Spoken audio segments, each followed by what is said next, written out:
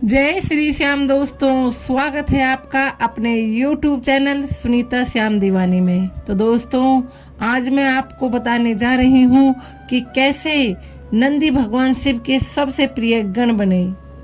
तो आइए वीडियो को शुरू करते हैं।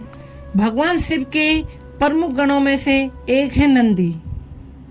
भैरव, वीरभद्र, मणिभद्र, चंदिस, श्रृंगी, भृंगी, शैल, गोकर्ण, घंटाकर्ण, जय और विजय भी शिव के गण हैं।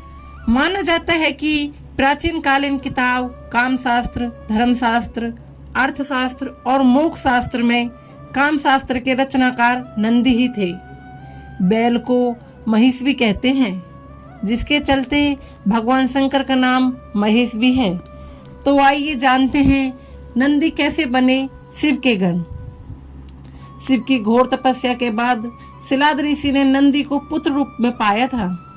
सिलाद ऋषि ने अपने पुत्र नंदी को संपूर्ण वेदों का ज्ञान प्रदान किया।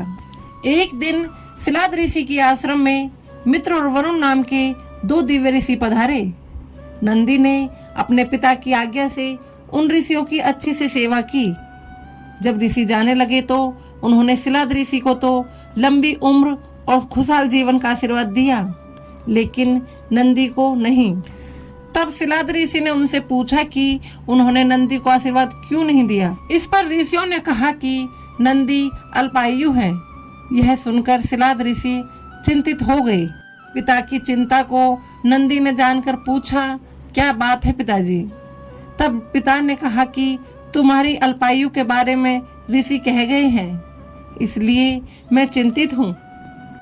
यह सुनकर नंदी हंसने लगा और कहने लगा कि पिताजी, आपने मुझे भगवान शिव की कृपा से पाया है, तो मेरी उम्र की रक्षा भी वही करेंगे।